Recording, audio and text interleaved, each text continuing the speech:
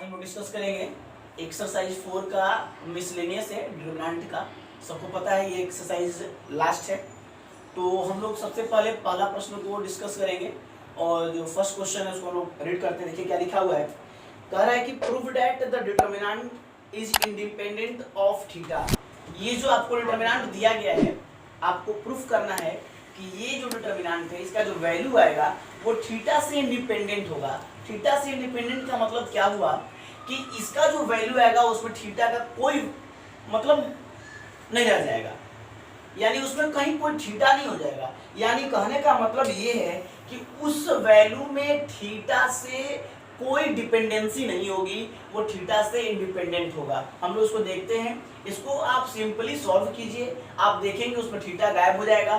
Theta गायब हो जाने की वजह से मान लिया हम एक आपको डिस्कस करें, अगर लिखा है कोई मान लीजिए वैल्यू था साइन थीटा, इसका मतलब कि साइन जो है थीटा पर डिपेंडेंट है।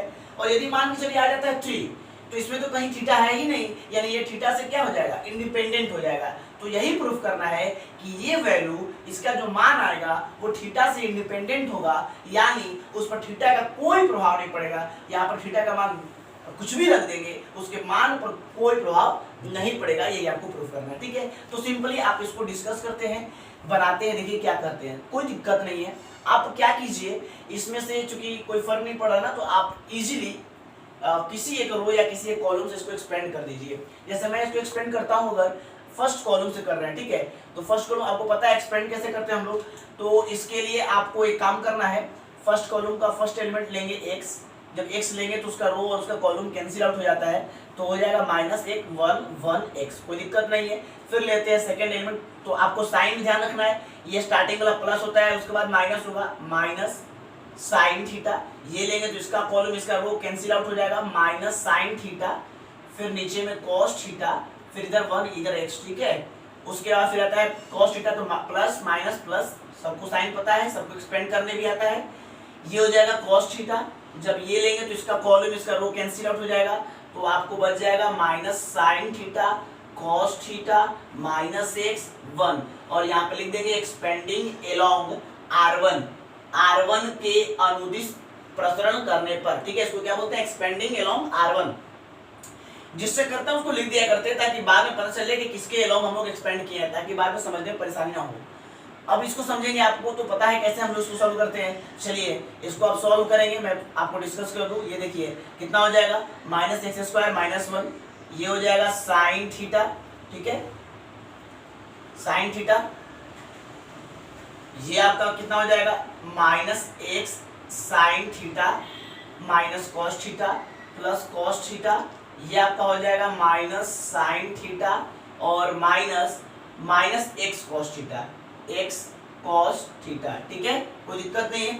आप इस सारे ब्रैकेट को तोड़ दीजिए, जैसे हम लोग इसको तोड़ते देखें तो -x से x² में करेंगे तो -x3, ये हो जाएगा आपका -x। ये देखिए गुना इसको करेंगे तो minus minus plus x sign square theta, कोई दिक्कत नहीं है, minus minus plus sine theta into cos theta plus, ये देखिए थोड़ा सा यहाँ समझेंगे, ये माइनस माइनस प्लस हो जाएगा ना, और यहाँ से अगर हम करें तो plus minus minus cos theta into sine theta, और ये तो प्लस हो गया है, प्लस प्लस प्लस हो जाएगा, तो ये हो जाएगा आपका x कॉस स्क्वायर थीटा, कोई दिक्कत नहीं है।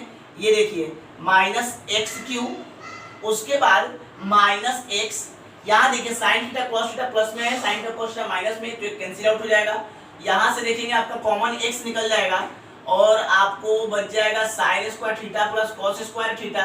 और आपको पता है कि sine square theta plus cos square theta equal to 1 होता है। यहाँ आप चाहें तो लिख सकते हैं कि as we know that sine square theta plus cos square theta is equal to 1। अब ये क्या हो जाएगा, -x³ minus x plus x, ये भी कैंसिल आउट, -x³। अब ये जो वैल्यू आया आप देख रहे हैं, इस वैल्यू का जो मान, इस डिटरमिनेंट का जो वैल्यू आया है, जो मान आया है, उसमें कहीं कोई थीटा नहीं है, इसलिए हम लिख देंगे लास्ट में कि हेंस द गिवन, जो प्रश्न में कह रहा था क्या लिखा था, हेंस द गिवन डिटरमिनेंट, ठीक है, hence the given determinant is independent of theta, ठीक है, इंडिपेंडेंट ऑफ थीटा, यानी और ये आपको क्या करना था, प्रूफ करना था, तो लास्ट में लिख देंगे प्रूव्ड। मतलब इस वैल्यू पर थीटा का कोई प्रभाव नहीं पड़ेगा, ये थीटा से इंडिपेंडेंट है। ठीक है, अब हम लोग देखते हैं नेक्स्ट सेकंड क्वेश्चन। ठीक है, चलिए सेकंड क्वेश्चन देखेंगे। आपके सामने लिखा हुआ है कि प्रश्न में कहता है इसमें आपको without expanding the determinant prove that इतना इज इक्वल टू इतना, आपको बिना एक्सपेंड किए, बिना प्रसरण किए प्रूफ करना है कि ये और ये दोनों डिटर्मिनेंट आपस में बराबर हैं। तो हम लोग इसका एलएचएस वाला पार्ट लिए हैं, आरएचएस प्रूफ करना है, कोई दिक्कत नहीं है, आप इसको इजी वे में देखेंगे। देखिए सबसे पहला काम है आपको कि इसमें R1 में, R2 में, R3 में बारी बारी से, देखिए R1 में A है, R2 में B है, R3 में C है, तो इसी तरीके से यहाँ पे आप एक काम करें, R1 में A से गुना कर दें, R2 में B से गुना कर दें और R3 में C से गुना कर दें। आपको याद भी नहीं करना, यहाँ दिख रहा है। और देखेंगे गुना करने से क्या इफेक्ट पड़ता है। इसमें अगर A से गुना करेंगे तो A स्क्वायर AQ और ये ABC हो जाएगा। इसमें अगर B से गुना करेंगे तो B स्क्वायर BQ और ये भी ABC हो जाएगा। इसमें अगर C से करें तो C स्क्वायर CQ ये भी ABC हो जाएगा। अब आपको समझ में आ चुका होगा, ये मैंने क्यों गुना किया, ताकि ये वाला एक पार्ट बराबर हो जाएगा। और पता है ना आपको कि जब भी हम लोग किसी भी डिटर्मिनेंट में अपने से खुद से जब गुना करते हैं तो नियम है, जैसे अगर मान लीजिए मैंने पिछले वीडियो में बताया था 4 है, इसमें अगर किसी अंक से गुना करना है तो आपको डिवाइड भी करना होगा ताकि उसके मान पर कोई प्रभाव नहीं पड़े। तो इसी तरीके से अगर आपने R1 में A से गुना किया तो यहाँ A से क्या कर दीजिए, डिवाइड कर दीजिए, ताकि वो A कॉमन निकलेगा तो A से कट जाएगा। इसमें आप B से गुना किए तो यहाँ B से फिर डिवाइड कर दीजिए, ताकि B भी निकले तो B से कट जाएगा। फिर इसमें C से गुना किया तो C भी गुना कर दीजिए यहाँ पर, क्यों, क्योंकि C निकले तो C से कट जाएगा। यानी जो भी गुना करेंगे बाहर में डिवाइड भी करके उसको बैलेंस रखेंगे। नेक्स्ट देखिए, अब आप देख रहे होंगे C3 से ABC कॉमन निकल जाएगा। C3 से हमारा ये मेरा कॉलेज था ABC, और C3 से ABC कॉमन निकल गया तो आपका क्या बचेगा, A square B square C square AQ BQ CQ 1 1 1। यहाँ से हमने क्या किया आपको पता है, लिख देंगे टेकिंग कॉमन फैक्टर। ठीक है, क्या लिए हैं, ABC फ्रॉम C1। हम लोग C1 से ABC को क्या कर दिए हैं, कॉमन ले लिए हैं। ओके, चलिए आगे देखेंगे। अब हम लोग क्या करेंगे, ABC से ABC क्या हो जाएगा, कैंसिल आउट हो जाएगा। अब आप यहाँ पे देखेंगे थोड़ा, आपके पास है A square B square C square AQ BQ CQ 1 1 1। अब आप देखिए इसको और इसको थोड़ा सा ध्यान से देखें, एक्सपेंड तो करना नहीं है आपको, इजी ऐसे ही इसको यहाँ प्रूफ करना है, कुछ नहीं करना है, थोड़ा सा समझिए इस चीज को। अब हम लोग थोड़ा डिटर्मिनेंट का प्रॉपर्टीज यूज करेंगे, ये तो आ रहा होगा सब कुछ। डिटर्मिनेंट का प्रॉपर्टीज क्या कहता है कि किसी भी डिटर्मिनेंट में अगर दो कॉलम या दो रो को आपस में इंटरचेंज करते हैं तो उसका वैल्यू डिटर्मिनेंट का नेगेटिव हो जाता है। यानी इस डिटर्मिनेंट में अगर जैसे हमको यहाँ पर पहले वाले कॉलम में 1 1 1 चाहिए, जबकि यहाँ थर्ड कॉलम में है, तो थर्ड कॉलम को पहले कॉलम की जगह पे और पहले कॉलम को थर्ड कॉलम की जगह पे हम अगर रख दें, यानी क्या करना होगा इसके लिए, C1 इंटरचेंज C3 करना होगा। तो क्या हो जाएगा, जैसे ही हम लोग C1 को C3 की जगह पे, C3 को C1 की जगह पुट करेंगे तो देखिए ये वाला C3 वाला कहाँ आ जाएगा, C1 के जगह पे, और C3 वाला कहाँ चला जाएगा, C1 वाला कहाँ चला जाएगा, C3 के जगह पे, A square B square C square, C2 अपने जगह पे ही रहेगा। अब एक बात समझिएगा, तो मैंने अभी बताया कि किसी भी डिटर्मिनेंट में दो कॉलम या जैसे यहाँ पर इसको और इसको हमने इंटरचेंज किए ना, तो जब भी हम लोग इंटरचेंज करते हैं तो प्रश्न कहता है, सॉरी डिटर्मिनेंट का प्रॉपर्टीज जो है वो कहता है कि इसका वैल्यू अपने आप क्या हो जाएगा, निगेटिव हो जाएगा। आप समझेंगे ध्यान से, निगेटिव हो जाएगा। और फिर एक बार इसको ध्यान से देखिए, इसमें और इसमें क्या डिफरेंस है। अब लगता है कि ये वाला यहाँ चाहिए और ये वाला यहाँ चाहिए, यानी एक बार और इसको हमें आपस में क्या करना होगा, इंटरचेंज करना होगा। इस बार किसको करना होगा, C2 इंटरचेंज C3, C2 को C3 की जगह पे, C3 को C2 की जगह पे। देखिए C1 अपने जगह पे रहेगा, ये वाला इसके जगह पे, तो AQ BQ CQ यार है पुराना, देखिए तो और ये वाला जो है A square B square C square. अब देखिए पहले से एक माइनस था और अभी इंटरचेंज किए तो एक और माइनस आ गया होगा, ठीक है। तो अब दो माइनस आएंगे तो ये क्या हो जाएंगे, आपस में प्लस हो जाएंगे। एक माइनस पहले से था, एक माइनस अभी इंटरचेंज किए तो आया, तो दोनों माइनस मिलकर के आपस में क्या हो जाएगा, पॉजिटिव हो गया। या ऐसा समझे, मैंने आपको बताया कि एक बार इंटरचेंज किए तो नेगेटिव हुआ, और एक बार और इंटरचेंज किए तो वो नेगेटिव क्या हो जाएगा, पॉजिटिव हो जाएगा, क्योंकि पता है साइन चेंज करना है। तो पहले प्लस था, एक बार इंटरचेंज किए तो माइनस हो गया, और एक बार और इंटरचेंज किए तो फिर माइनस जो था वो प्लस हो गया। ऐसे भी आप इसको समझ सकते हैं, कोई दिक्कत नहीं है। चलिए, यही आपको क्या करना था, प्रूफ करना था। तो इसके नीचे में लिख देंगे, इसके नेक्स्ट स्टेप में ऐसे कि RHS प्रूफ, ठीक है। जैसे अगर मैं कहूं आपको, देखिए ये माइनस है, इसमें माइनस गुना करें तो प्लस हो जाएगा, फिर माइनस गुना करें तो माइनस हो जाएगा। वैसे यहाँ पर है, ये प्लस था, हम लोग चेंज किए तो प्रॉपर्टीज के अनुसार ये नेगेटिव हो गया, और फिर इसको चेंज किए तो फिर वो जो था पॉजिटिव हो गया। यानी ये आपस में साइन चेंज कर जाता है जब हम लोग आपस में कॉलम या रो को इंटरचेंज करते हैं, ठीक है। नेक्स्ट क्वेश्चन देखते हैं हम लोग। चलिए जी, तो क्वेश्चन नंबर 3 देखते हैं। क्वेश्चन नंबर 3 में लिखा है इवैल्यूएट, और ये आपको डिटरमिनेंट दिया हुआ है, कहते हैं इस डिटरमिनेंट का वैल्यू फाइंड कीजिए। कुछ नहीं करना है आपको, सिंपली इसको आपको एक्सटेंड करके और वैल्यू फाइंड कर देना है। एक बात और, थोड़ा आप एक मिस्टेक सुधार देंगे। हम लोग पहला क्वेश्चन जो बनाना शुरू किए थे तो उसमें हम लोग लिख दिए थे, पहला क्वेश्चन जो प्रूफ करने वाला था, ठीक है, तो हम लोग उसमें लिखे थे let a is equal to और डिटरमिनेंट दिखाए थे। थोड़ा समझ लेंगे, यहाँ पर a नहीं लिखेगा वहां पे, क्योंकि a कैपिटल लेटर है इंग्लिश का, और इससे किसी भी मैट्रिक्स को डिनोट किया जाता है, इसलिए थोड़ा सुधार कर लेंगे। या तो a लिखेंगे तो ऐसे डिटरमिनेंट का स्टोरी कर लेंगे कि हम इसको डिटरमिनेंट a मान रहे हैं, या फिर सिंपल वे में इसको इस तरीके से डिटरमिनेंट का जो वैल्यू है वैसे दिखा देंगे, ठीक है। थोड़ा सा मिस्टेक सुधार लेंगे उसको। चलिए यहाँ पर लोग देखते हैं, आप समझ गए ना, क्योंकि अगर a लिखते हैं तो ये मैट्रिक्स शो करेगा, डिटरमिनेंट नहीं, डिटरमिनेंट के लिए आपको डिटरमिनेंट का साइन चाहिए। चलिए, तो अब यहाँ प्रश्न आपके सामने है, सिंपल इसको इवेल्युएट करना है, मान निकालना है, ज्ञात करना है। तो देखिए कैसे करेंगे, जिसमें जीरो ज्यादा हो उसी के अनुसार हम लोग उसको एक्सटेंड करते हैं, एक्सपेंड करते हैं। तो हम C3 से कर देते हैं, C3 से करेंगे तो क्या हुआ, माइनस साइन अल्फा। जैसे ये लेंगे तो ये वाला कॉलम, ये वाला रो कैंसिल आउट हो जाएगा, ये बचेगा आपके पास minus sine beta cos beta, नीचे साइन अल्फा कॉस बीटा, फिर साइन अल्फा साइन बीटा, ठीक है। जीरो तो लिखना ही नहीं है, कैंसिल आउट। फिर उसके बाद कॉस अल्फा, कॉस लेंगे तो ये वाला कॉलम, ये वाला रो, सॉरी ये वाला रो और ये कॉलम कैंसिल आउट, ये बच जाएगा cos alpha cos beta, cos alpha sine beta, cos alpha sine beta, ये सब है ना, देखिए तो minus sine beta cos beta, ठीक है।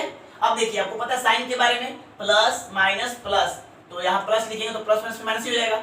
फिर देखिए प्लस के बाद माइनस प्लस, ये भी प्लस होगा। और ऐसे भी आपको मैंने बताया है कि जितना डायगोनल वाला होता है वो सब प्लस होता है, डायगोनल वाला प्लस होगा, और जो बीच में बच गया वो सब माइनस होता है, ठीक है। आप ऐसे भी याद रखेंगे, कोई दिक्कत नहीं है। चलिए हम लोग आगे बात करते हैं।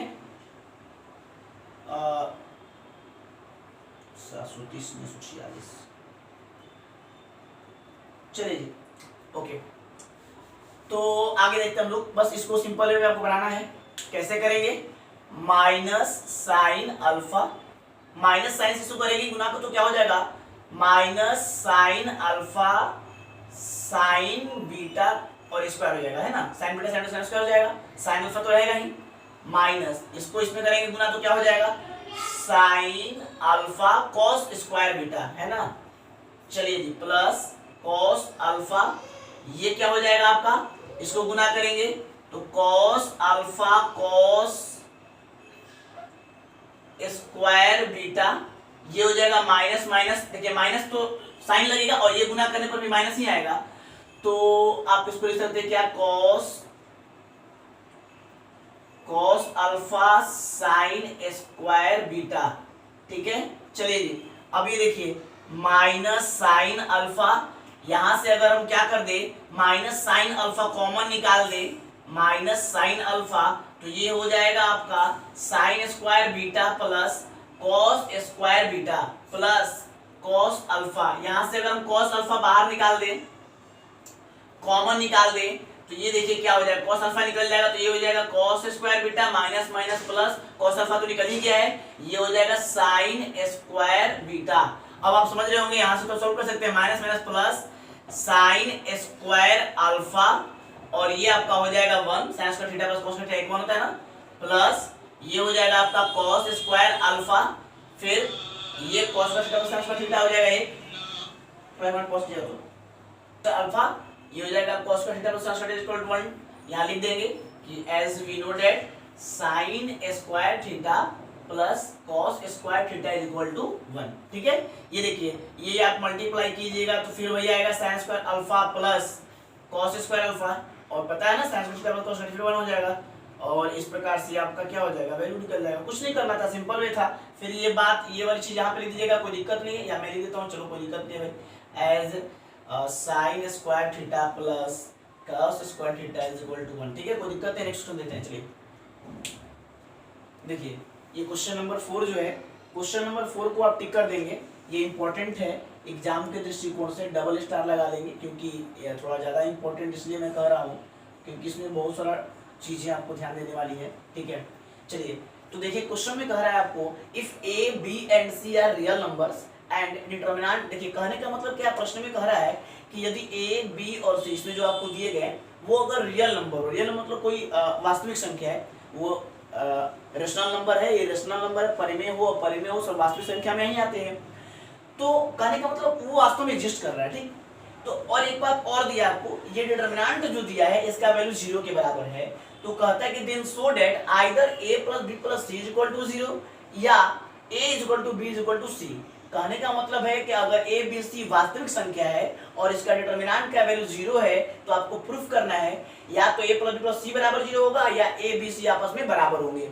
कुछ नहीं है, आप सिंपल वे में आप इसको प्रूफ कीजिए, इसको सॉल्व कीजिए, आपका आंसर जो आना है वो आएगा ही आएगा। देखिए क्या करते हैं हम लोग, तो हम लोग सबसे पहले प्रश्न को लिख लिए, इसको बनाना शुरू करते हैं। इसका सबसे पहले हम लोग इसको इवैल्यूएट करते हैं, मान निकालते हैं, जो होगा देखा जाएगा। हाँ एक चीज पहले से पता है, डिटर्मिनेंट का वैल्यू 0 दिया है, तो अपना लिख देंगे, कोई दिक्कत नहीं है। चलिए अब यहाँ पे आप क्या कीजिएगा, एक चीज मैं आपको बता दूं, और डिटरमिनेंट का जो वैल्यू दिया है वो तो हम लोग करेंगे ही, ठीक है, वो हम लास्ट में भी कर सकते हैं, कोई दिक्कत नहीं है। पहले आप इसको इवैल्यूएट कर लीजिए, थोड़ा देखते हैं जो समझ में आता है। देखिए सबसे पहली बात, लग रहा है कि अगर हम लोग R1 R2 R3 को ऐड करें या C1 C2 C3 को ऐड करें, तो ये तीनों जुड़ करके कुछ कॉमन सा मिल रहा है। देखिए तो, या हम लोग ऐसे लिख सकते हैं यहाँ पे R1 tends to R1 plus R2 plus R3। अब इसको आप ऐड कीजिए, R1 में R2 और R3 को ऐड कर दीजिए। तो देखिए अगर तीनों को ऐड करेंगे, एक A, दो A, एक B, दो B, एक C, दो C, यानी आपको ये मिलेगा 2A plus 2B plus 2C। इसी प्रकार से इसका भी मिलेगा 2A 2B 2C, इसका भी मिलेगा 2A 2B 2C। ठीक है, चलिए बाकी सबको छोड़ दीजिए यूं ही, C plus A plus B, A plus B, B plus C, B plus C, C plus A, कोई दिक्कत नहीं है। अब यहां से हम लोग कॉमन निकाल सकते हैं इसको। अगर इसको हम लोग कॉमन निकाल दे तो 2A plus 2B plus 2C common निकल जाएगा। यहाँ ब्रैकेट लिखना ना भूलें, अगर ब्रैकेट छोड़ देंगे तो फिर गलती हो जाएगी, क्योंकि अगर ब्रैकेट ये हटा दे इसका मतलब वो ये 2C से केवल इसमें गुना होगा, जबकि ये दोनों चीज प्लस के कारण अलग एक पार्ट हो जाएंगे, एक अलग टर्म हो जाएंगे, इसलिए इसको ब्रैकेट लिखे। ठीक है, चलिए अब आपके पास क्या बचेगा, 1 1 1, क्योंकि ये तो कॉमन निकल चुका है, और ये आपका हो जाएगा C plus A plus B, A plus B, B plus C plus B plus C plus A, देख लेंगे कहीं कोई मिस्टेक ना हो, C plus A plus B, B plus C, ठीक है, A B B C, ठीक है, कोई दिक्कत नहीं है। चलिए अब आपको तो पहले से मैंने बताया है कि जब भी रो में 1 आ जाए तो कॉलम को माइनस करते हैं, अगर कॉलम में 1 आ जाए तो फिर रो को माइनस करते हैं। तो यहाँ पर हम लोग क्या करेंगे, ये देखिए रो में 1 1 है तो कॉलम से कॉलम में C1 से C2 C2 से C3 ऐसे माइनस करते हैं हम लोग। तो देखिए यहाँ से काम करेंगे, दो कॉमन निकल सकता है थोड़ा, तो A plus B plus C, एक तो ये आपके सामने, यहाँ घटाना है, 1 में से 1 घटाएंगे तो 0, C प्लस A में से A प्लस B घटाएंगे तो ये देखिए जब हम घटाएंगे तो क्या लिखेंगे, C प्लस A, और इसको घटाएंगे तो लिखेंगे A प्लस B, तो C plus A minus B हो जाएगा, प्लस माइनस कट जाएगा तो C माइनस B आएगा, सी माइनस बी। इसी प्रकार से इसको घटाएंगे तो आ जाएगा ए माइनस सी, क्योंकि बी भी घट जाएगा। इसको अब करेंगे C1 से C2 घटा दिए, C2 से C3 घटाइए, 1 में से 1 जाएगा 0, इसमें से इसको घटाएंगे तो B भी घट A माइनस सी, इसको घटाएंगे तो B माइनस A, ये हो जाएगा 1, B plus C, C plus A। यहाँ हमने क्या किया है, C1 tends to C1 minus C2 और C2 tends to C2 minus C3, ठीक है, कोई दिक्कत नहीं। यहाँ तक आगे चलते हैं हम लोग।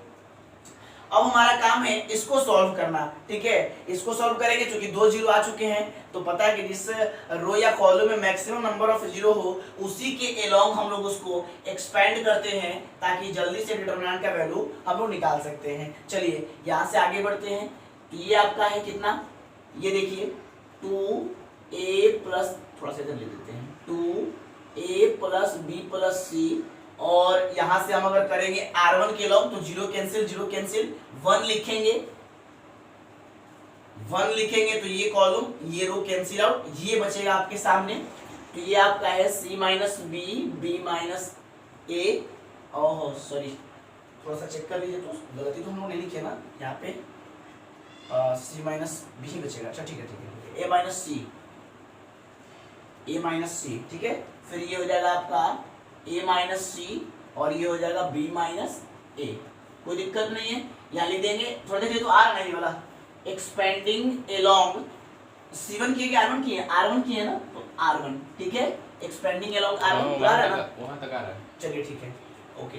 ये देखिए तो ये हो जाएगा आपका 2a plus b plus c, 1 से गुना कर देंगे तो कोई फर्क नहीं पड़ेगा। अब इसको आप निकाल लीजिए, क्रॉस मल्टीप्लाई करेंगे, c माइनस बी से b माइनस a में करेंगे, c minus B, b minus a, एक बार लिख देंगे, अगले बार गुना कर देंगे, a माइनस सी और ये a माइनस सी।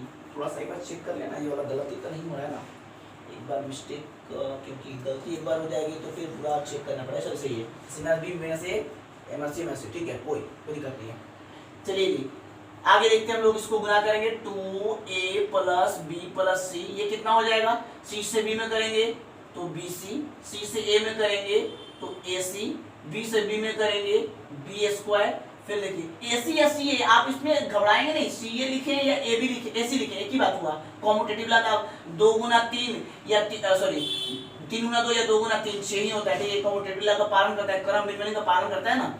ये देखिए b स्क्वायर हो गया, b से a में करेंगे तो plus minus minus minus plus, ये हो जाएगा आपका ab, कोई दिक्कत नहीं है।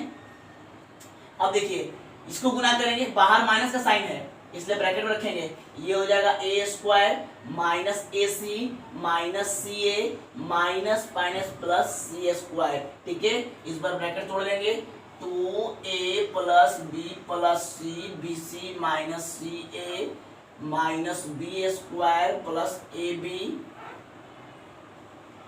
ये हो जाएगा आपका minus a square plus ac plus ca minus c square. देखिए तो थोड़ा अगर ab प्लस में है, कहीं कुछ कट रहा है क्या, कुछ नहीं कट रहा है, तो हम लोग क्यों गलती करेंगे, छोड़ देंगे, a square b square c square, ठीक ही है, b c एक कट रहा है, देखिए माइनस ca प्लस ca, ये तो कट गया, एक चीज कट जाएगा, अब तो नहीं कटेगा, छोड़ दीजिए। अब क्या हो गया, 2a plus b plus c, यहाँ पे देखेंगे ध्यान से, आपका है माइनस a स्क्वायर, फिर minus b square minus c square, और उसके बाद आपका है ab bc ca, लाइन से लगा देंगे, ठीक है। तो plus ab plus bc plus ca या ac, कोई दिक्कत नहीं है यहाँ तक। अब एक बात को ध्यान से रखेंगे, हम लोग चाहें तो यहाँ से माइनस कॉमन भी निकाल सकते थे, अगर माइनस कॉमन निकाल दें तो क्या फर्क पड़ेगा, थोड़ा सा समझिए। ऐसे हो जाएगा minus 2a plus b plus c a square plus b square plus c square minus ab minus c bc minus ca। एक बात ध्यान रखेंगे, अब इसका वैल्यू जो दिया था उसको पुट करते हैं हम लोग, क्योंकि जरूरत पड़ेगी। ये देखिए जीरो आपको दिया हुआ है, प्रश्न में ही दिया है, कोई दिक्कत नहीं है, सब जगह लिख देंगे आप, जीरो है ना उसका जो वैल्यू दिया था। चलिए जी समझेंगे ध्यान से। अब हम लोग क्या करते हैं ना, अगर ये माइनस वाले पार्ट को इधर ले आ देते तो कोई फर्क नहीं पड़ता है, तो हम यहाँ पे बात करें तो इसको ऐसे भी लिख सकते हैं, कोई दिक्कत नहीं है। माइनस वाला मान लीजिए क्या, कोई दिक्कत नहीं है। 2a प्लस बी प्लस सी, ठीक है, और ये हो जाएगा a square plus b square plus c square minus ab minus bc minus ca is equal to 0। अब यहाँ से आप समझ लें, यहाँ तो यही ना कह सकते जी, जब भी आपको पता है इतना आता है तो या तो इतना बराबर 0 होगा या इतना बराबर 0 होगा। तो लिख दिए either a plus b plus c बराबर 0, ठीक है, या तो ऐसे लिख देंगे हियर करके कि यहाँ या तो इतना बराबर 0 होगा या और इसको इक्वेशन फर्स्ट बना दीजिएगा इसको, चूंकि एक आपका आंसर आ गया है, या तो a plus b plus c बराबर 0 प्रूफ करना था, एक आ गया, सेकंड वालों को भी लाना है, ठीक है। ये देखिए या तो 2a square plus b square plus c square minus ab minus bc minus ca is equal to 0, ठीक है। चलिए, तो कहने का मतलब या तो इतना बराबर 0 होगा या इतना बराबर 0 होगा। अगर इतना बराबर 0 तो कोई बात ही नहीं है, तो प्रूफ ही हो गया। अब इतना बराबर 0 है तो इसको कैसे हम लोग आगे बढ़ाते हैं उसको समझेंगे नाउ, ठीक है। इसको मान लीजिए इक्वेशन 2 मान लेते हैं, कोई दिक्कत नहीं। नाउ फ्रॉम इक्वेशन 2 कर देते हैं, नाउ फ्रॉम इक्वेशन 2, ठीक है, वी गेट। अब यहां सर समझिए, इसको हम लोग अगर 2 से गुना कर तो क्या हो जाएगा, ये 2a स्क्वायर 2, अच्छा एक बार मैं लिख देता हूँ नहीं तो लोग घबरा जाएंगे क्या हो गया है। 2a square b square c square ab bc ca, यहाँ तक सबको समझ में आ रहा होगा, कोई दिक्कत नहीं है। चलिए जी, दिख रहा है सबको। चलिए, ये अगर मैं गुना कर दूं तो 2a square 2b square 2c square minus 2ab minus 2bc minus 2ca is equal to 0। अब यहाँ आप समझेंगे, अगर 2a स्क्वायर है तो हम इसको दो जगह लिख सकते हैं, a square plus a square, इसको लिख देंगे b square plus b square, c square plus c square, ये 2ab 2bc 2ca is equal to 0। अब एक बात समझेंगे, अगर मैं यहाँ से बारी बारी से थोड़ा गौर करूं, a स्क्वायर एक b स्क्वायर और एक माइनस 2ab, ये मिलकर के हो जाएगा a माइनस b का होल स्क्वायर। फिर लेते हैं b square c square minus 2bc, ये मिलकर के हो जाएगा b माइनस c का होल स्क्वायर। पता है ना a माइनस b का होल स्क्वायर क्या होता है। चलिए, फिर उसके बाद c स्क्वायर a स्क्वायर और माइनस 2a को ले लेते हैं तो ये हो जाएगा c माइनस a का whole square is equal to 0। आप समझ रहे होंगे, मैंने 2 से गुना किया, फिर उसको दो जगह तोड़ करके और एक एक को लेकर के बारी बारी से स्क्वायर का फॉर्म बना दिया। अब आप समझेंगे, यहाँ पे एक चीज लिखना होगा कि नाउ सिंस, ठीक है, समझेंगे ध्यान से, थोड़ा पॉज कर दीजिएगा तो वीडियो, ठीक है। हम लोग लिखेंगे, देखिए बात समझिए, ये स्क्वायर किया हुआ है, समझेंगे ध्यान से। ये जो मेरा चीज आया है स्क्वायर करके ऐड कर रहा है, और आपको पता है अगर ये स्क्वायर करते हैं किसी भी हम लोग अंक को तो हमेशा पॉजिटिव आता है, और यदि वो पॉजिटिव आता है तो कहने का मतलब कोई अंक आएगा, और यदि वो कोई अंक आता है तो आप समझ ले ध्यान से, कोई भी अंक आप लेंगे, मान लीजिए 1 लेते हैं 2 लेते हैं कुछ भी लेंगे और सबका मान प्लस में ही आएगा, सबका मान प्लस में ही आएगा, तो आप याद रखें प्लस में सबको जोड़ने पर कभी भी 0 नहीं आ पाएगा। यानी इसका मतलब क्या है कि ये स्क्वायर करने पर आपको याद रखना होगा, स्क्वायर करने पर या तो 0 होगा या पॉजिटिव होगा, नेगेटिव नहीं होगा। और यदि पॉजिटिव लेते हैं तो फिर ध्यान रखें, पॉजिटिव लेने पर कभी भी 3 पॉजिटिव अंक को जोड़ने पर 0 नहीं हो पाएगा, क्योंकि वो जोड़ेंगे तो कटेगा थोड़ी ना, वो तो बढ़ेगा, और बढ़ेगा तो जोड़ने पर कभी भी 0 नहीं आएगा। इसका मतलब ये तीनों पॉजिटिव नहीं है, बल्कि तीनों 0 0 0 होगा, क्योंकि इसको जोड़ेंगे तभी 0 0 होगा, इसी को जोड़ने पर 0 हो पाएगा। यानी यहाँ लिखना होगा कि सिंस, ठीक है, लिख देंगे कि नाउ सिंस, और ये सब रियल नंबर है, वास्तविक संख्या है, ठीक है, तो लिख देंगे कि since the square of, square कर नाम से लोग, square of any real number, किसी भी रियल नंबर का square can not be negative. ये क्या लिखे हम लोग, निगेटिव, ऐसे भी लिख सकते हैं, कोई दिक्कत नहीं है। यानी हम लोग जान रहे हैं कि किसी भी रियल नंबर का स्क्वायर करने पर नेगेटिव नहीं आएगा, तो नेगेटिव नहीं आएगा तो दो स्थान बचे, या तो वो जीरो होगा या पॉजिटिव होगा। पॉजिटिव लेने पर यहाँ कोई भी अंक जोड़ करके जीरो नहीं ला पाएंगे, इसका मतलब ये सारे आपस में जीरो होंगे, यानी इसलिए यहाँ लिख देंगे कि देयरफॉर या सो जो भी लिखना है, ठीक है।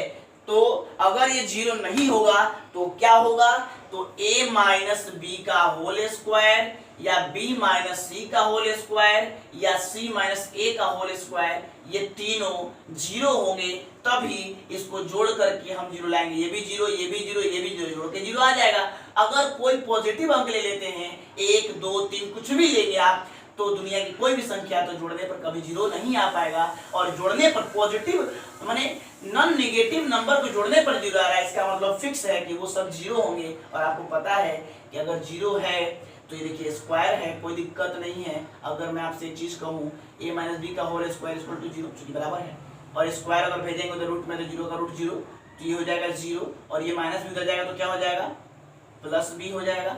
यानी इसका मतलब है कि ए बी सी ये सब आपस में क्या होंगे, बराबर होंगे। ऐसे एक चीज मैं आपको दिखा दूं थोड़ा सा, कि then a minus B square is equal to zero, या हम इसको ऐसे भी कर सकते हैं कि a minus B is equal to zero, क्योंकि स्क्वायर रूट बन जाएगा, जीरो का रूट जीरो होगा। या आप इसको ऐसे भी कर सकते हैं कि तब तो माइनस बी हो जाएगा तो क्या हो जाएगा, प्लस में हो जाएगा, यानी a is equal to B.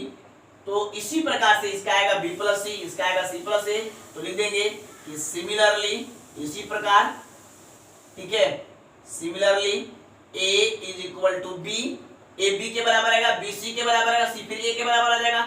यानी similarly a is equal to b, b is equal to c and c is equal to a, यानी ये तीनों आपस में क्या है, बराबर है। तो लास्ट में ये इक्वेशन सेकंड है, और ये हम लोग ऐसे सकते हैं, ठीक है।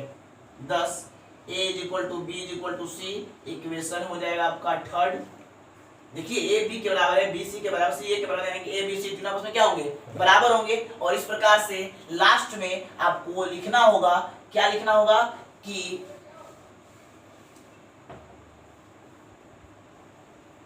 ठीक है, कि हेंस अतः from equation first and third we get, तो पहला और तीसरा से ये प्रूफ होता है कि या तो, ठीक है, either a plus b plus c is equal to zero, और a is equal to b is equal to c, या तो तीनों का वैल्यू जीरो है या तीनों आपस में बराबर है। यही हमको क्या करना था, प्रूफ करना था। इस प्रकार से ये क्वेश्चन क्या हुआ, कंप्लीट हुआ। अब हम लोग जो है कि नहीं मतलब इसको आप जो करना है कर दीजिएगा। नेक्स्ट क्वेश्चन देखते हैं हम लोग, चलिए पॉज कर दीजिएगा। क्वेश्चन नंबर 5 है। क्वेश्चन नंबर 5 में आपको दिया हुआ है कि इस दिए गए इक्वेशन को आपको सॉल्व करना है, ठीक है।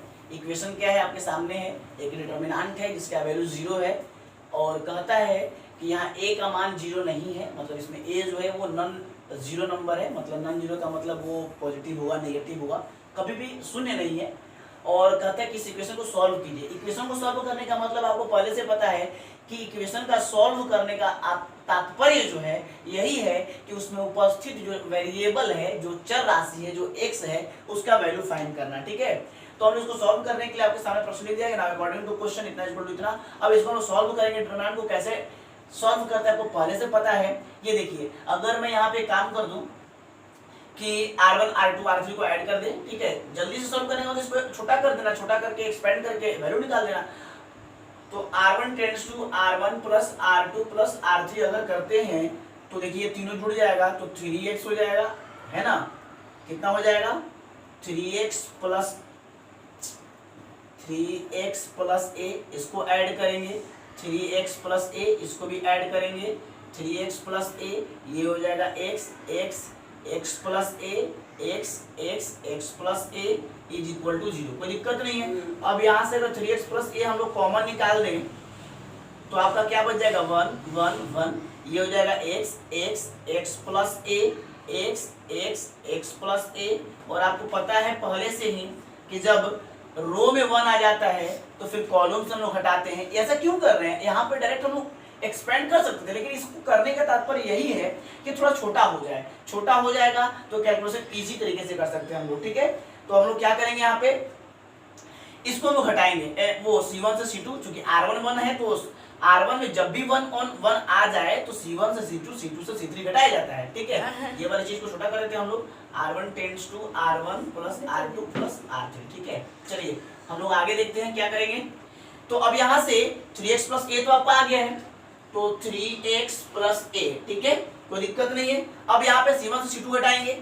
चलिए जी, C1 से C2 घटेगा तो 1 में से 1 गया 0, 1 में से 1 गया 0, x में से x प्लस a घटाएंगे तो देखिए x minus x plus a क्या हो जाएगा, x minus a, x square minus a आ जाएगा, यानी ये हो जाएगा माइनस a, x में से x घटाएंगे तो 0, फिर 1 में से 1 घटाएंगे, C2 में से C3 0, x प्लस a से x घटाएंगे तो x में से x प्लस a घटाएंगे तो माइनस a, ये आपका हो जाएगा 1, ये हो जाएगा x, ये हो जाएगा आपका x plus a is equal to 0। यहाँ जो आपने अप्लाई किया है वो आप देखेंगे, यहाँ अप्लाई आपने किया है C1 tends to C1 minus C2 और C2 tends to C2 minus C3, कोई दिक्कत नहीं है। आगे चलते हैं हम लोग।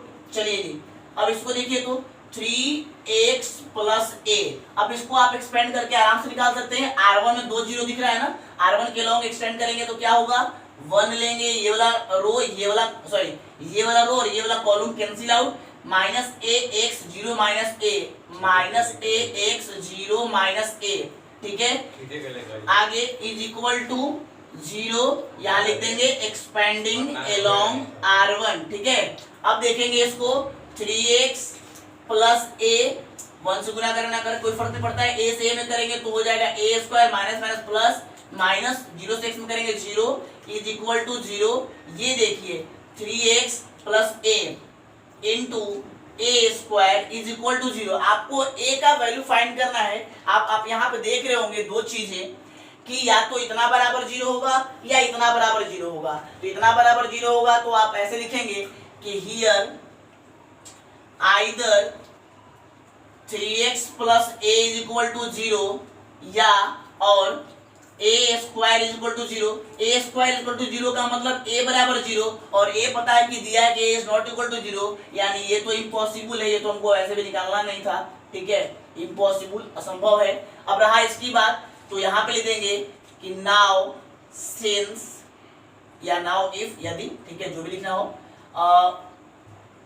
क्या लिखेंगे 3x plus a is equal to 0, तो 3x is equal to minus a, इसलिए x is equal to minus a by 3, यही आपका क्या हो जाएगा, वैल्यू हो जाएगा। लास्ट में आप लिख देंगे hence the required value of the given equation. जो लिखना है आपको पहले से पता है कैसे लिखते हैं हम, हेंस द रिक्वायर्ड, ठीक है, वैल्यू ऑफ या required solution of the given equation, ठीक है, required solution of the given equation is x is equal to minus a by 3। इस प्रकार से आप समझ सकते हो, कोई दिक्कत नहीं था, इजी वे में आप इसको एक्सपेंड करके और x का वैल्यू फाइंड करना था। और कुछ नहीं था। नेक्स्ट क्वेश्चन देखते हैं हम लोग, प्रपोज कर दीजिए वीडियो। देखिए जी, थोड़ा सा एक मिनट आप एक मिस्टेक को सुधार लेंगे। जब हम लोग C2 से C3 माइनस कर रहे थे ना, तो x प्लस a से x को माइनस करेंगे तो x कैंसिल आउट, a बचेगा ना, तो यहाँ पे हम लोग गलती से x लिख दिए थे। थोड़ा सा इसको a कर लेंगे, जब ये a होगा तो पता है कि जब हम इसको R1 के लॉन्ग एक्सपेंड करेंगे तो ये वाला रो ये वाला कैंसिल आउट हो जाएगा, तो माइनस a और ये a हो जाएगा, और फिर पता है कि 0 से गुना होने पर वो 0 हो जाएगा, कोई फर्क नहीं पड़ रहा है, ठीक है। तो सिर्फ यहाँ एक मिस्टेक सुधार देंगे, यहाँ और यहाँ, लेकिन उससे कोई फर्क नहीं पड़ा, इसलिए हम लोगों को पता नहीं चल पाया। चलिए देखिए, चलिए जी, तो क्वेश्चन नंबर 6 की बात करते हैं। इसमें आपको दिया है कि प्रूफ दैट इज इतना इज इक्वल टू इतना। ये आपको एक डिटरमिनेंट दिया है, आपको प्रूफ करके इसका वैल्यू इतना ले आना है, ठीक है। तो हम लोग एलएचएस में लिख दिए इसको, आरएचएस में इसको हम लोग ले आएंगे। कुछ नहीं करना है, आप ध्यान से इसको समझेंगे। देखिए, सबसे बड़ा जरूरी चीज है आप कंसंट्रेशन बना के रखिए। जब भी आप वीडियो देखते हैं तो कंसंट्रेशन एक जगह रहेगा, आपको ज्यादा समझ आएगा। तो कैसे यहाँ से वहां पहुंचेंगे, क्या प्रोसेस होगा, इसको समझिए। सबसे पहला काम है आपको कि आप इस दिए गए क्वेश्चंस में आपको कैसे ले आना होगा, इसको समझना है, ठीक है। तो थोड़ा सा आप समझेंगे। अगर मैं बात करूं ये आपका है, मान के चलिए C1, ये आपका है C2 और ये आपका C3। तो C1 से अगर हम A कॉमन निकाल लें, C2 से B कॉमन निकाल लें और C3 से C कॉमन निकालें तो क्या होगा? देखिए इससे हम A निकालेंगे, इससे हम लोग B निकालेंगे और इससे C निकालेंगे। आपको पता है प्रॉपर्टी डिटरमिनेंट का कि किसी एक रो या किसी एक कॉलम से एक ही कॉमन निकलता है। इसमें क्या बचेगा? इससे हम लोग A निकाले हैं तो यहाँ बच जाएगा आपका A, इसमें से A कॉमन निकलेगा तो आपका हो जाएगा A प्लस B, यहाँ से A कॉमन निकलेगा तो B, यहाँ से अगर निकलेगा B तो ये C हो जाएगा, B हो जाएगा, B प्लस C हो जाएगा। थोड़ा मैच कर लेंगे, B आपको कॉमन निकलेगा तो यहाँ से C कॉमन निकालेंगे तो आपका हो जाएगा A प्लस C, यहाँ हो जाएगा आपका A और यहाँ आपका हो जाएगा C। ठीक है, अब आप समझेंगे, यहाँ आपको लिखना चाहिए कि टेकिंग कॉमन फैक्टर, ठीक है, A, B and C from, कहां से आप निकाले हैं? तो from C1, C2 and C3। C1 उसके बाद आप कॉमन करके C2 एंड C3। ठीक है, C1, C2, C3 से हम लोग A, B, C कॉमन निकाले हैं। अब आप यहाँ पे समझिए A, B, C, चूंकि गुना में है तो कोई दिक्कत नहीं, ब्रैकेट देना कोई जरूरी नहीं है। अब आप इस पे थोड़ा सा ध्यान समझिए कि क्या करने पर थोड़ा इजी वे में हम इसको एक्सपेंड करके वैल्यू निकाल सकते हैं। तो अगर मैं देखूं इसको तो लगता ये है कि अगर इसको और इसको जोड़ दें और इसको घटा दें, या इसको और इसको जोड़ के इसको घटा दें किसी तरीके से, ठीक है, तो क्या होगा? अगर मैं फिर से इसको लिखूं, ध्यान से लिखिएगा, C1 और C2 को हम लोग ऐड करेंगे, ठीक है, और C3 को माइनस करेंगे। ये देखिए क्या लिखते हैं हम लोग कि C1 टेंड्स टू, ठीक है, C1 टेंड्स टू, ठीक है, कोई दिक्कत तो होगा नहीं। चलिए R1 कर दे, क्या कर दे, C1 ही करते हैं हम लोग। C1 tends to C1 plus C2 minus C3, यानी C1 और C2 को ऐड करके C3 को घटा दे। देखिए तो C1 और C3, इसको और इसको जोड़ेंगे और जो आएगा उसमें से इसको घटाएंगे, तो इसको और इसको जोड़ते हैं, A और C जोड़ेंगे, A प्लस C, और इसको घटाएंगे तो A प्लस C में से A प्लस C घट जाएगा तो क्या बचेगा? 0। देखिए A प्लस C, इसको इसको जोड़े, माइनस, इसको घटाएंगे A प्लस C, तो A plus C minus A minus C, ये कैंसिल आउट, यानी इज इक्वल टू 0। ठीक है, फिर इसको हम लोग ऐड करेंगे तो A प्लस 2B, और इसको अगर माइनस करेंगे तो A कट जाएगा यानी 2B आएगा। फिर इसको ऐड करेंगे तो 2B प्लस C होगा, C घट जाएगा तो क्या बचेगा? फिर 2B हो जाएगा, कोई दिक्कत नहीं है। फिर आगे और तो उतार देंगे, कोई दिक्कत नहीं। C B, B plus C, A plus C, A, ठीक है, और ये C, कोई दिक्कत नहीं है। अब अगर लगता है कि हम लोग इसमें से अगर 2B कॉमन निकाल ले, ठीक है, तो क्या हो जाएगा? A B C, C1 से लोग 2B कॉमन निकाल रहे हैं, C1 से 2B कॉमन निकल जाएगा तो क्या बचेगा? 0 1 1 C B, B plus C, B plus C, यहाँ हो जाएगा आपका A plus C, A C, कोई दिक्कत नहीं है। हम लोग क्या लिखे फिर भाई? Taking common factor 2B from R1, R1 नहीं, C1 ना, C1।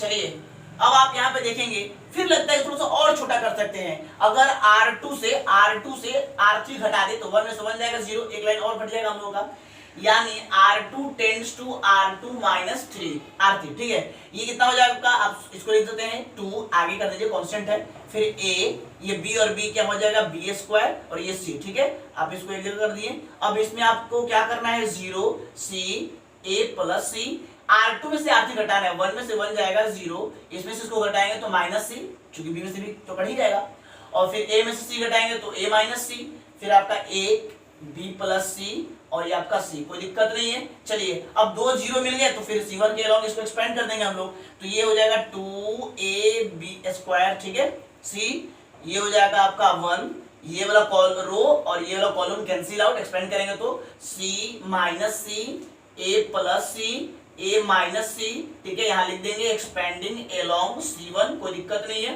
अब आप इसको एक्सपेंड कैसे करेंगे? देखिए यहाँ से, अब शायद आप कर भी सकते हैं लेकिन फिर भी मैं आपको दिखा दूं, 2AB स्क्वायर C, एक से करे या ना करे कोई फर्क नहीं पड़ता है। यहाँ से क्या हो जाएगा? AC से AC में गुना करेंगे तो ये आपका हो जाएगा C से A में करेंगे तो CA, और फिर C से C में करेंगे तो क्या हो जाएगा? C स्क्वायर, माइनस का साइन देंगे, इसको गुना करेंगे तो माइनस CA, और देखेंगे माइनस का साइन लगे तो अंदर लिखते हैं हम लोग माइनस सी ए, फिर सी में करेंगे तो माइनस सी स्क्वायर, ठीक है। चलिए ये देखिए 2ab सी, ये आपका कितना हो जाएगा, ये आपका हो जाएगा सी स्क्वायर प्लस सी ए और प्लस सी स्क्वायर, और सी स्क्वायर से सी स्क्वायर कैंसिल आउट हो जाएगा तो 2ab सी, और ये हो जाएगा आपका 1ca 2ca आ जाएगा 2ca, और आप तो समझ ही रहेंगे गुना करें 2 2 4, ए और ए स्क्वायर बी स्क्वायर तो ठीक ही है, सी और सी स्क्वायर, यही आपका था आरएचएस, यही आपको करना था प्रूफ। नेक्स्ट क्वेश्चन देखते हैं, क्वेश्चन नंबर 7, ठीक है। चलिए जी क्वेश्चन नंबर 7 देखते हैं। क्वेश्चन नंबर 7 में आपको दिया हुआ है a inverse is equal to इतना and b is equal to इतना, then find a b inverse क्या होगा। चलिए ए इनवर्स आपको दे दिया है, बी आपको दे दिया, ए बी का इनवर्स फाइंड करना है। अब आप सोच रहे होंगे अरे ए बी तो पहले हमको ए बी निकालना होगा, और ए बी निकालने के लिए ए चाहिए, ए तो दिया नहीं है, ए इनवर्स दिया है, तो ए इनवर्स से ए कैसे निकालेंगे, इतना दिमाग नहीं लगाना है आपको। आपको पता है प्रॉपर्टीज कि ए बी का इनवर्स, रिवर्स रूल किस दिन काम आएगा, ए बी का इनवर्स इज इक्वल टू होता है बी इनवर्स ए इनवर्स, और अब आपको पता है ए इनवर्स आपके सामने दिया हुआ है, तो बी का इनवर्स फाइंड करना है। और बी का इनवर्स कैसे फाइंड करता है, आपको ये भी पता है कि इनवर्स निकालने के लिए उसका डिटरमिनेंट और उसका एडजॉइंट चाहिए, और फिर आपको पहले से ही सारी चीजें बताई गई हैं। अगर नहीं पता है तो आप इसका इंट्रोडक्शन पार्ट देखिए कि कैसे डिटरमिनेंट निकलता है और कैसे एडजॉइंट निकलता है, नहीं तो पीछे वाला जो एक्सरसाइज 4.5 है उसको आप फिर से एक बार रिवीजन कीजिए और फिर इसको बनाइए। कैसे निकालेंगे मैं आपको थोड़ा सा जिक्र कर दूं। सबसे पहला काम है आपको इसका डिटरमिनेंट निकालिएगा, बी का डिटरमिनेंट आपको पता है कैसे निकलता है, इसका डिटरमिनेंट निकाल देंगे थ्योरम का। उसके बाद एडजॉइंट निकालना है, एडजॉइंट कैसे निकालते हैं, सबसे पहले आपको उसका कोफैक्टर निकालना होगा, ठीक है। फिर कोफैक्टर के बाद कोफैक्टर मैट्रिक्स बनाना होगा, कोफैक्टर मैट्रिक्स बनाना होगा, और तब जाके कोफैक्टर मैट्रिक्स का ट्रांसपोज करके उसका एडजॉइंट निकालना होगा। फिर देखिए सब हम बताते हैं कैसे कैसे, और फिर एडजॉइंट निकलने के बाद उसके बाद आप इसका इनवर्स निकालेंगे। इनवर्स का formula determinant into adjoint B. अब देखिए ध्यान से, आपके पास बी का डिटरमिनेंट मालूम होगा, एडजॉइंट आपको मालूम होगा, आप यहां से इसको निकाल लेंगे। उसके बाद नेक्स्ट जो काम है, अब आप लिखेंगे कि नाउ सिंस, ठीक है, या नाउ अकॉर्डिंग टू क्वेश्चन, ऐसे लिख सकते हैं, now according to question A B का इनवर्स जो है is equal to B inverse A inverse, या now since we know that, जो भी लिखना चाहते हैं प्रश्न से, सिंस वी नो चुके हम जानते हैं, जो आपको इच्छा हो आप लिख सकते हैं सिंस वी नो दैट, ठीक है। और उसके बाद बी इनवर्स का वैल्यू आपको यहां से और ए इनवर्स का वैल्यू आपको यहां से, और फिर दोनों को आपको क्या कर देना है, मल्टीप्लाई कर देना है। और थ्योरम का मल्टीप्लाई कैसे करते हैं ये भी आपको पता है, आप इस प्रकार से बना सकते हैं। चलिए नेक्स्ट क्वेश्चन देखते हैं। चलिए जी क्वेश्चन नंबर 8 देखते हैं हम लोग। क्वेश्चन नंबर 8 आप देख रहे होंगे, इसमें आपको प्रश्न में लिखा हुआ है कि ए एक आपको मैट्रिक्स दिया हुआ है 3x3 ऑर्डर का, और उसमें कहता है कि prove that adjoint A inverse, मतलब ए इनवर्स का जो एडजॉइंट है वो, मतलब ए इनवर्स का एडजॉइंट, सॉरी ये मिस्टेक हो गया ना, यहाँ पे ऐसे लिखा हुआ है, थोड़ा सा समझ लेंगे। ये लिखा हुआ है एडजॉइंट ए का इनवर्स, ए इनवर्स के एडजॉइंट के क्या है, बराबर है, और सेकंड प्रूफ करना है कि इनवर्स का इनवर्स ए ही होगा। तो आपको ये दोनों प्रॉपर्टीज प्रूफ करना है। देखिए बारी बारी समझेंगे, पहले हम लोग पहला की बात करते हैं। चलिए सबसे पहले हम लोग पहला में क्या क्या हमें चाहिए, और सब आपको पहले से पता है कि एडजॉइंट कैसे निकालते हैं, इनवर्स कैसे निकालते हैं, सिर्फ आपको एक तरीका चाहिए कि कैसे निकलेगा। सबसे पहला काम है आपको एडजॉइंट ए चाहिए, तो सबसे पहले एडजॉइंट के लिए आपको क्या करना पड़ता है, आप ए आपको मैट्रिक्स दिया है ना, इसका एडजॉइंट चाहिए। आप इसका सबसे पहले कोफैक्टर ज्ञात करें, फिर कोफैक्टर ज्ञात करने के बाद कोफैक्टर मैट्रिक्स बनाएं। कोफैक्टर मैट्रिक्स जब बन जाएगा, आपको पता है कोफैक्टर कैसे निकालते हैं, कोफैक्टर आपको पता है फॉर्मूला A11 A12 ऐसे निकालते थे हम लोग ना, और उसका साइन इंक्लूड करके माइनर में M11, नहीं तो पता है पीछे वाला वीडियो देखिए, माइनस M12, ठीक है, कोई दिक्कत नहीं है क्योंकि ये मिसलेनियस है। आप जब तक 4.1 4.2 4.3 4.4 4.5 4.6 ये सब समझेंगे नहीं तब तक मिसलेनियस नहीं बना सकते हैं। इसलिए मिसलेनियस को देखने से पहले आप पीछे वाला वीडियो देख लीजिए कि कैसे निकलता है ये सब, ठीक है। चलिए तो कोफैक्टर निकालेंगे किसका, ए का, फिर कोफैक्टर सबका निकलता है 9 एलिमेंट का, फिर कोफैक्टर मैट्रिक्स बनाएंगे, फिर कोफैक्टर मैट्रिक्स का ट्रांसपोज करेंगे तो हमारा एडजॉइंट निकल जाएगा, तो हमारा एडजॉइंट निकल जाएगा। अब जब एडजॉइंट निकल जाएगा, अब उसका कहते हैं इनवर्स फाइंड कीजिए। तो आपको पता है कि किसी का भी उसके बाद हम लोग इनवर्स का एक चीज और करना चाहिए, इनवर्स निकालना है तो फिर उसका आपको क्या क्या चाहिए, ये देखिए। उसके बाद आप इसका डिटर्मिनेंट फाइंड करेंगे, डिटर्मिनेंट फाइंड कर देंगे, जो एडजॉइंट मैट्रिक्स आएगा उसका डिटर्मिनेंट चाहिए। और उसके बाद तब जाकर के आप एक बात समझेंगे, तब जाकर के आगे आप एक प्रोसेस करेंगे कि इसका इनवर्स कैसे निकलेगा। अब समझिए, इसका इनवर्स निकालने के लिए फॉर्मूला यूज कर देंगे हम लोग।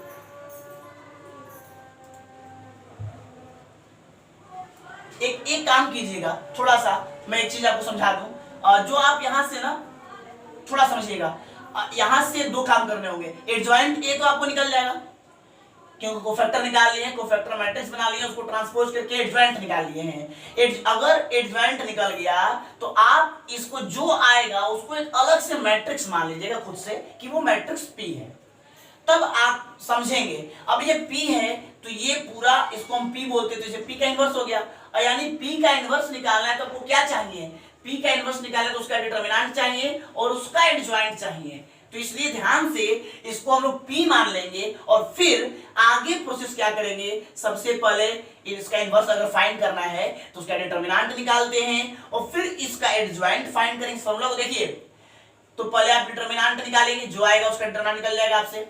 फिर इसका एडजॉइंट कैसे निकालेंगे, तो फिर ये प्रोसेस अपनाना होगा आपको। ये प्रोसेस कैसे अपनाना होगा, फिर से आपको कोफैक्टर निकालना होगा, कोफैक्टर ऑफ मैट्रिक्स P, जो आप P माने हैं मैट्रिक्स, उसका कोफैक्टर निकालिए, फिर उसका कोफैक्टर मैट्रिक्स बनाइए। दो बार काम करने हैं, कोफैक्टर मैट्रिक्स बनाइए, कोफैक्टर मैट्रिक्स ऑफ P बनाइए, ठीक है। उसके बाद कोफैक्टर मैट्रिक्स बनाए तब इसका आप क्या निकालेंगे, एडजॉइंट निकालेंगे। और जब डिटर्मिनेंट और एडजॉइंट दोनों निकल जाए तब जाकर के दो काम करना है, तब जाकर के आप इसका क्या निकालेंगे, इनवर्स निकालेंगे, P का इनवर्स निकालेंगे। तो P का डिटर्मिनेंट आपको यहां से और P का एडजॉइंट आपको यहां, इस पोर्शन। अब आप समझेंगे। और P आपका क्या है, P हमने माना है एडजॉइंट A को, तो एडजॉइंट A यहां पे लिख देंगे, तो मेरा ये आ जाएगा एडजॉइंट A का इनवर्स। और ये आप इसको कैलकुलेशन कर लेंगे तो ये आपका एक भाग निकला, इक्वेशन 2 बना देंगे। पूरी बात समझिएगा। एडजॉइंट ए का इनवर्स निकालना है, ए का इनवर्स नहीं निकालना है, इसलिए दो बार काम करना पड़ रहा है। पहले तो एडजॉइंट ए निकालेंगे, फिर एडजॉइंट ए का इनवर्स निकालेंगे। तो कोफैक्टर, कोफैक्टर मैट्रिक्स और फिर एडजॉइंट, तो ये आपका निकला। फिर उसका इनवर्स निकालना है, इसलिए हम इसको पी एक वेक्टर मान लेंगे, पी एक मैट्रिक्स मान लेंगे। फिर पी मैट्रिक्स का अगर इनवर्स निकालना है तो जैसे जनरल प्रोसेस है कि किसी भी मैट्रिक्स का इनवर्स कैसे निकलता है, पहले उसका डिटर्मिनेंट, फिर उसका कोफैक्टर मैट्रिक्स, कोफैक्टर, फिर कोफैक्टर मैट्रिक्स, फिर उसका एडजॉइंट, फिर फार्मूला, तब आपका ये निकलेगा एडजॉइंट ए का इनवर्स। इसको मान लेंगे इक्वेशन 2। अब आप आगे आइए, फिर आपको कहता है, ये तो एलएचएस निकल जाएगा आपका। आरएचएस में क्या दिया है कि ए इनवर्स का एडजॉइंट निकालिए, तो पहले आपको ए इनवर्स निकालना होगा। अब आपको ए इनवर्स कैसे निकलेगा ये समझिए। तो अब यहां से ए इनवर्स निकालना है तो क्या क्या करना होगा, फिर यहां से थोड़ा मैं यहां पे एक चीज लिख दूं, कोफैक्टर ऑफ ए, ठीक है, कोफैक्टर मैट्रिक्स ऑफ ए, ताकि समझ में आए किसका हम निकाल रहे हैं। चलिए, अगर आपको ए इनवर्स फाइंड करना है तो आपको यहां से कोफैक्टर मैट्रिक्स तो पता ही चल गया, एडजॉइंट तो पता ही चल गया है, तो डायरेक्ट एक चीज केवल कीजिएगा, आप यहां से ए का डिटर्मिनेंट फाइंड कीजिए और डायरेक्ट फॉर्मूला यूज कर दीजिए ए इनवर्स का, determinant of A into adjoint A. समझेंगे, डिटर्मिनेंट अभी आप निकाल रहे हैं तो यहां से रख दीजिएगा और एडजॉइंट आप यहां इक्वेशन फर्स्ट में निकाल चुके हैं। इक्वेशन फर्स्ट से आप यहां पे इक्वेशन फर्स्ट से, ठीक है, आप निकाल चुके हैं तो वो यहां पुट कर दीजिएगा, तो आपका ए इनवर्स भी निकल जाएगा, कोई दिक्कत नहीं है। समझिए, इतना काम किए तो वो काम आपको यूज करेगा बाद में। आप केवल डिटर्मिनेंट निकाल लीजिए, एडजॉइंट आपको पहले इक्वेशन फर्स्ट में निकला हुआ है, वहां से पुट करके आप इसका इनवर्स निकाल लीजिए और फिर जो आएगा उसका अब एडजॉइंट निकालना है। तो अब इसका एडजॉइंट निकालने के लिए आप इसको क्या करेंगे, फिर से जितने सारे आप मान लीजिए कोई मैट्रिक्स आपको आएगा ना जी, तो कोई भी मैट्रिक्स आए आप उन सारे एलिमेंट का फिर से कोफैक्टर निकालेंगे, कोफैक्टर्स ऑफ क्या, कौन सा एलिमेंट होगा, cofactors of A inverse, A inverse का कोफैक्टर्स निकालिए, फिर उसका कोफैक्टर मैट्रिक्स बनाइए, ठीक है, कोफैक्टर मैट्रिक्स बनाएंगे और फिर कोफैक्टर मैट्रिक्स बनाने के बाद उसका ट्रांसपोज करेंगे तो इसका एडजॉइंट निकल जाएगा, cofactor matrix of A inverse. ये प्रोसेस पूरा प्रोसेस है, अगर प्रोसेस ना पड़ा तो अपनों से इसका क्वेश्चन कितना बड़ा वर्क करना पड़ेगा आपको। फिर जाकर के आप यहां से निकालेंगे देन एडजॉइंट पी इनवर्स, यानी सॉरी एडजॉइंट ए इनवर्स।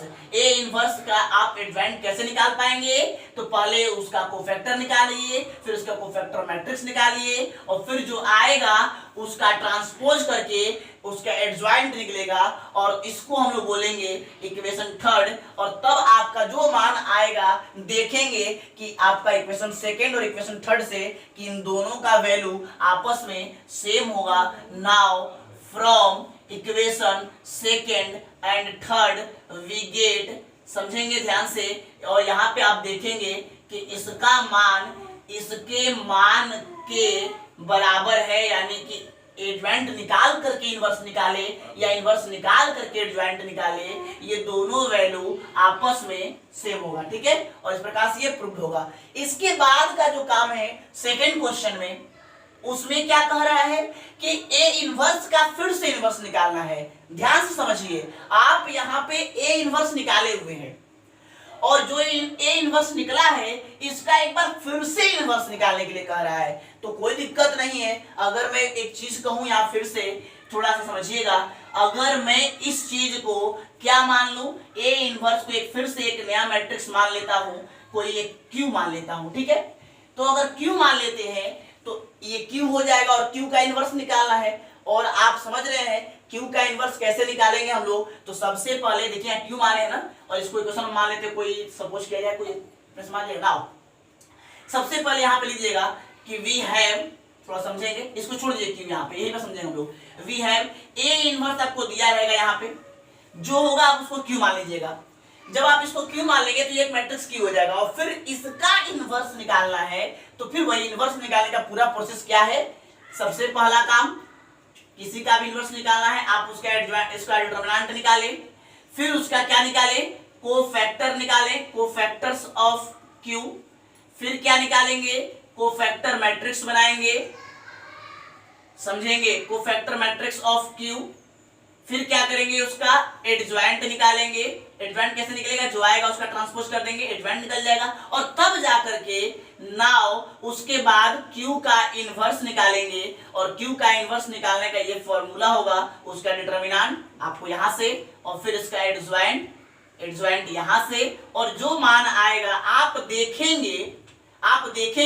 और क्यू किसको माने थे हम लोग, ए इनवर्स को, तो यहाँ पे क्या ले देंगे यार, अगर वीडियो में देखे तो क्यू आपका क्या होगा, ए इनवर्स, और उसका इनवर्स है तो ये एस को हम लोग ऐसे लिख सकते हैं। और इधर जो मान आएगा आप उसको देखेंगे कि हल करते करते करते करते जो लास्ट में वैल्यू आएगा वो ए आएगा। और इस प्रकार से जो भी मान है, मान लीजिए आप इसको सॉल्व कर रहे हैं और मैं लास्ट में क्या लिख देता हूं, तो लास्ट में सॉल्व करते करते इधर वाला जो मान आएगा वो आपका आ जाएगा, ए आ जाएगा, ठीक है। जो मान आएगा वो ए के बराबर आएगा। तो हम लोग लिख सकते हैं इस चीज को कि इसलिए ए इनवर्स का इनवर्स ए होगा और इस प्रकार से ये वाला भी प्रूव्ड हो जाएगा। देखिए मैंने पूरा प्रोसेस आपके सामने लिखा है कि आपको वर्क कैसे कैसे, क्या पहले क्या निकालना है, फिर क्या निकालना है, फिर कैसे निकालना है।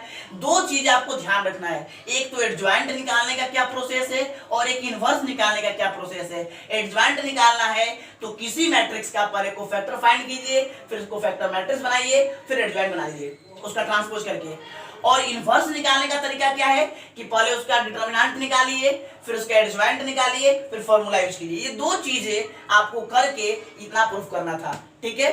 तो आप इसको देख सकते हैं। नेक्स्ट क्वेश्चन अगले वीडियो में, चलिए तो हम लोग क्वेश्चन नंबर 9 देखते हैं।